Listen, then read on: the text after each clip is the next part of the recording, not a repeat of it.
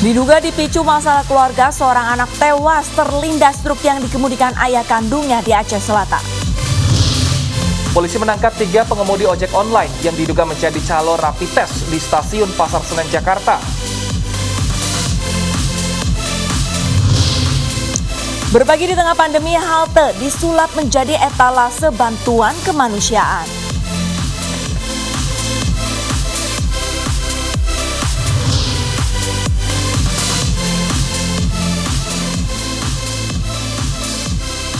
Selamat siang pemirsa, saya Wilson Purba kembali hadir memperbarui informasi Anda dalam iNews siang hari ini.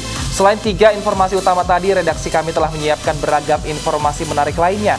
Informasi pertama akan disampaikan oleh rekan saya Arlista Adi. Ya Arlista, informasi apa saja yang akan kita sampaikan dalam iNews siang hari ini?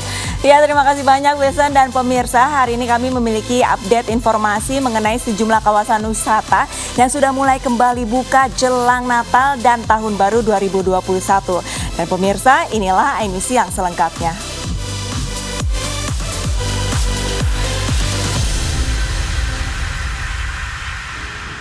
Kita ke informasi pertama terlebih dahulu pemirsa. Pada Minggu malam kebakaran melanda asrama Makobrimob Kelapa II Depok, Jawa Barat.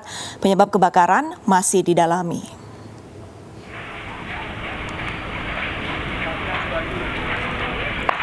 Kebakaran menghanguskan asrama Makobrimob Kelapa II Cimanggis, Depok, Jawa Barat.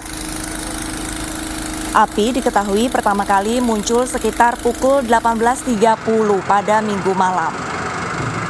Ini airnya masih ada. Asrama dihuni keluarga personel Brimob, 6 unit mobil dan 40 personel pemadam kebakaran diterjunkan untuk menjinakkan api. Api berhasil dipadamkan sekitar pukul 9 malam dan belum diketahui penyebab pasti dari kebakaran. Namun pasca kebakaran, akses masuk kompleks Brimob Kelapa II dijaga ketat polisi.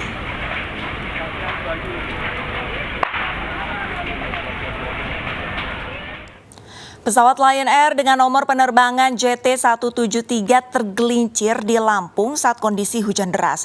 Pihak Lion Air menegaskan sebelum berangkat pesawat dalam kondisi baik dan telah dioperasikan sesuai prosedur keamanan.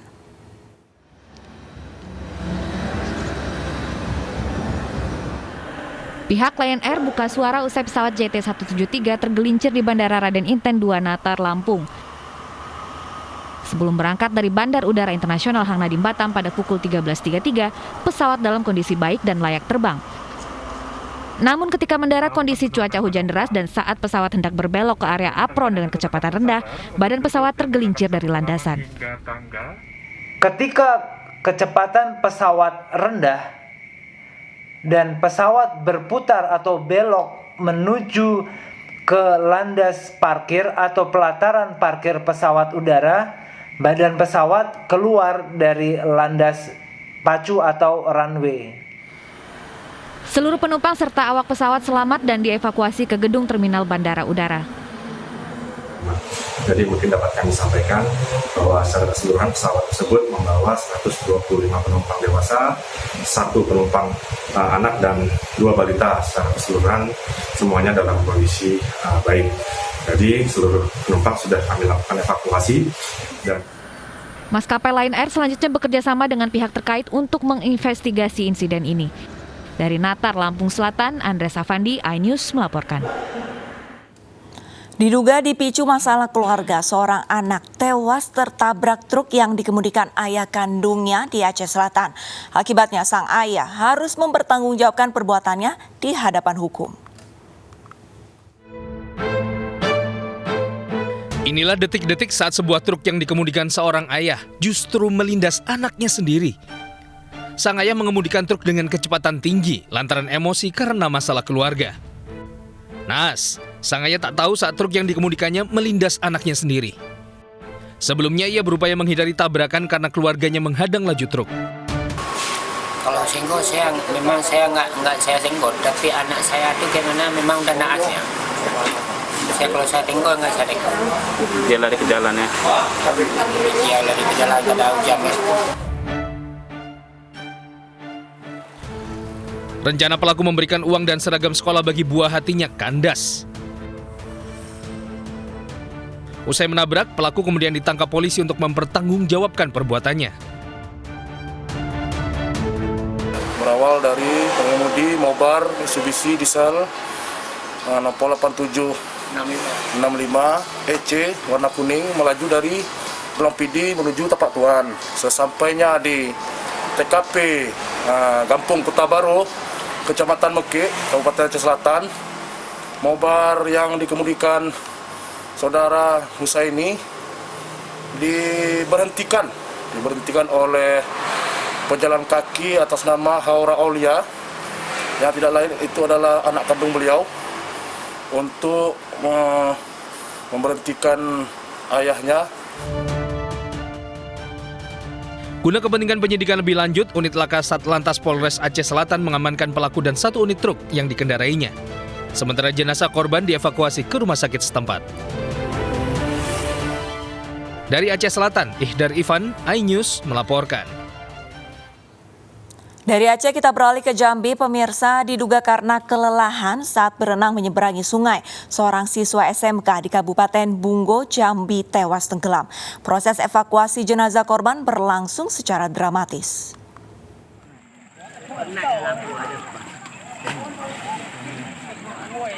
Sejumlah warga desa Lubuk Kayu Aro, Kabupaten Bungo, Jambi terjun ke sungai untuk mencari Ferdian, siswa SMK yang tiba-tiba tenggelam saat berenang. Diduga korban kelelahan saat berenang menyeberangi sungai. Pencarian ini menarik perhatian warga untuk datang melihat. Tak berapa lama, warga menemukan Ferdian yang tenggelam di sungai. Beramai-ramai warga mengevakuasi tubuh Ferdian ke tepi sungai. Sayangnya, korban telah meninggal dunia. Kronologinya adalah dia mandi bersama keluarga, kemudian mencoba untuk menyeberangi air.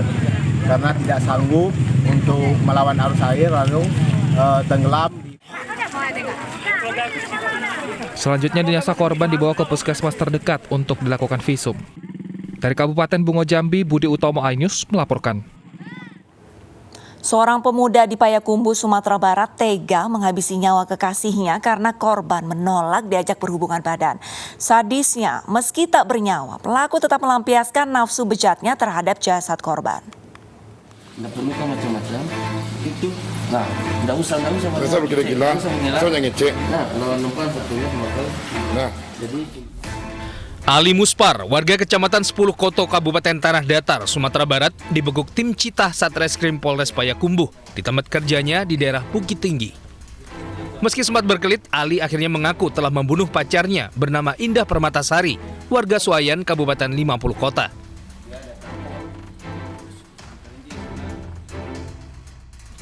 Kasus bermula dari perkenalan pelaku dan korban di media sosial yang kemudian berlanjut kencan online.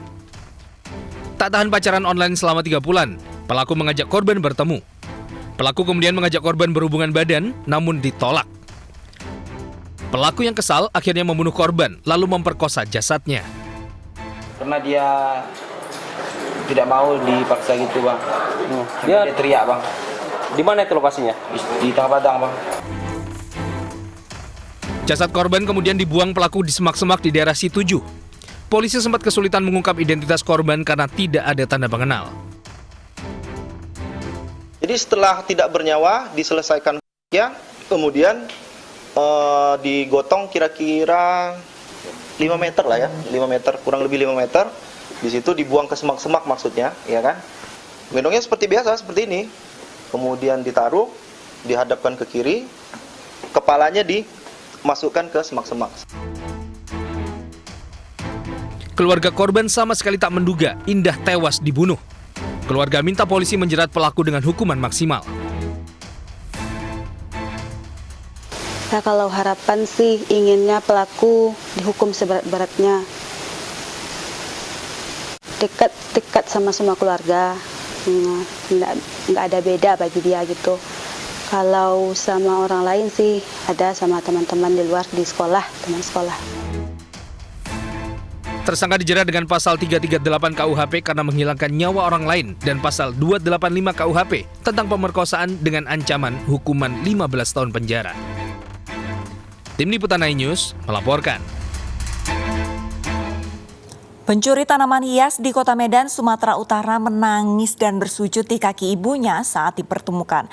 Karena masih di bawah umur, pelaku tidak ditahan namun mendapatkan pembinaan dan meminta maaf kepada korban dan warga.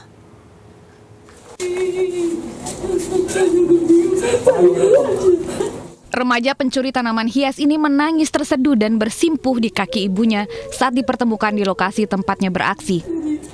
Sang ibu yang kesal juga menangis sambil mengomeli pelaku. Tidak sendiri pelaku beraksi bersama dua rekannya. Mereka menggasak sejumlah tanaman hias milik warga di kawasan Jalan Halat, Kota Medan, Sumatera Utara.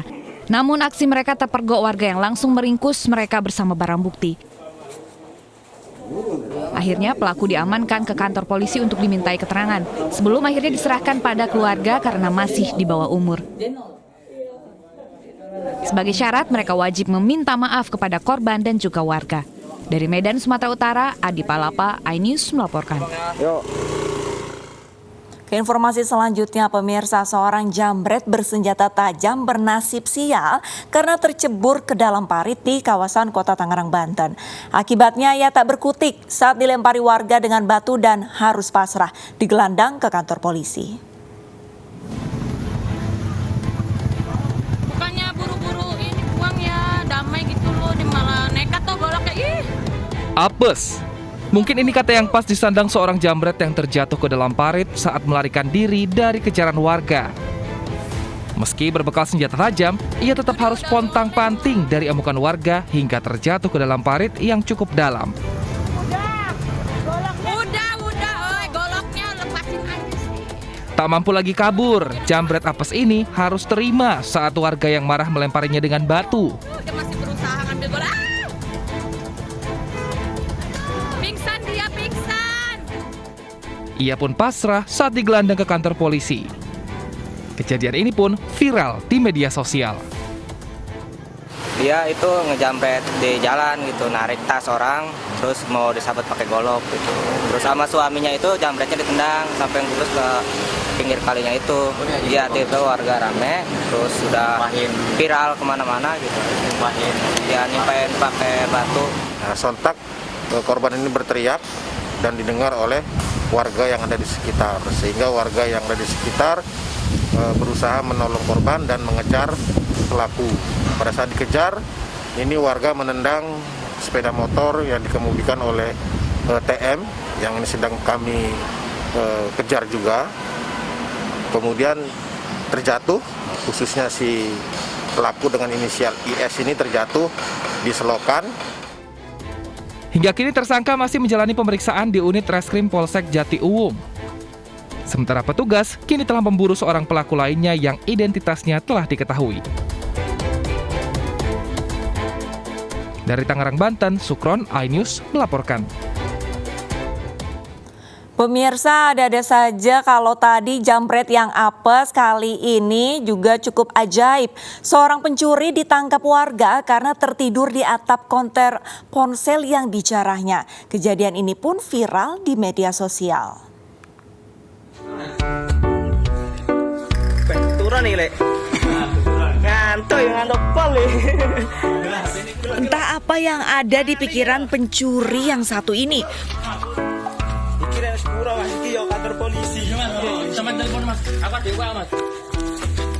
Usai beraksi menggasak sejumlah ponsel dan aksesoris di sebuah konter, ia justru tertidur di atap konter tempatnya beraksi. Bahkan ia baru bangun setelah warga ramai mencari pelaku. Dengan tetap tenang, ia turun dari atap dan hanya bisa pasrah saat warga mengamankan dan menghakiminya.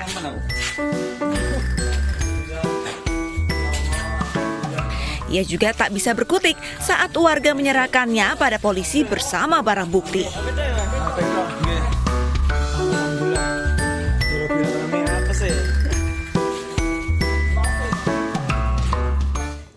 Polisi menangkap 3 pengemudi ojek online yang diduga menjadi calo rapid test di stasiun Pasar Senen, Jakarta.